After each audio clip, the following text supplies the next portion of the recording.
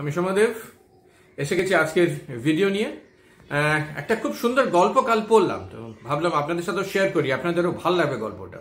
আর এন্ডিংটা তো ব্যাপক, এন্ডিংটা beautiful ending.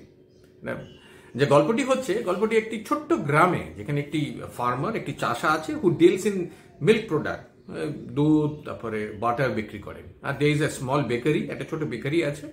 তো this bakery owner and this farmer, they are good friends, ভালো বন্ধু। তো একদিন এই বেকারির ওনারটা ফার্মারটাকে একটা অফার দিল যে দেখো, আমার তো বেকারি প্রোডাক্টে নানা রকম বানাই, তো আই নিড বাটার, তো why not every day you sell me 1 pound of butter, আমাকে বিক্রি করবে। তো ঠিক আছে, অ্যারেঞ্জমেন্ট হলো।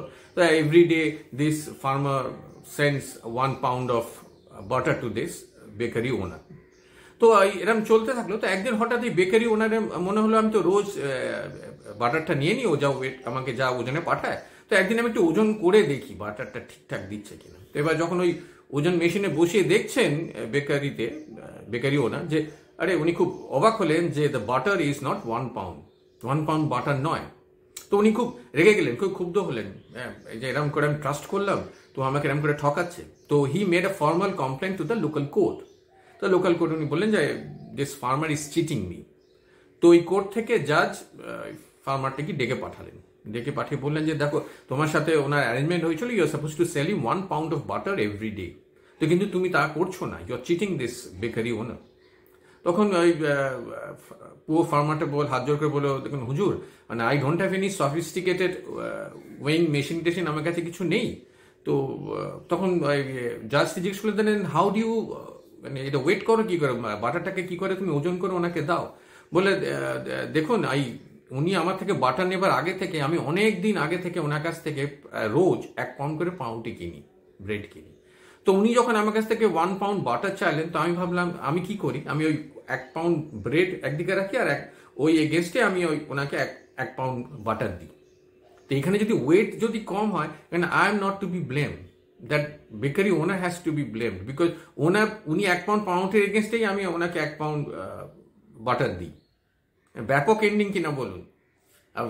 আর এখান থেকে শিক্ষণীয় জিনিসটা কি জানেন? The karma will bite you back. আপনি যা করবেন, you will get it back with interest. একটা খুব ইংলিশে খুব সুন্দর কথা আছে, you are paid by your own coins. আপনি যা করবেন তাই ফেরত পাবেন।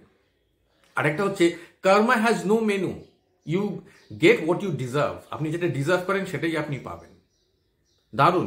আর আমি তো ভীষণভাবে বিশ্বাস করি, আমি মানে কর্মফল হয়তো শর্ট টার্ম গেনের জন্য আমরা একটু এদিক ওদিক করে থাকি, নো, কিন্তু আপনি ওই শর্ট টার্ম গেন করেও আপনি দেখবেন, আপনি যদি কিছু গন্ডগোল করে থাকেন, you will get it back and with interest also.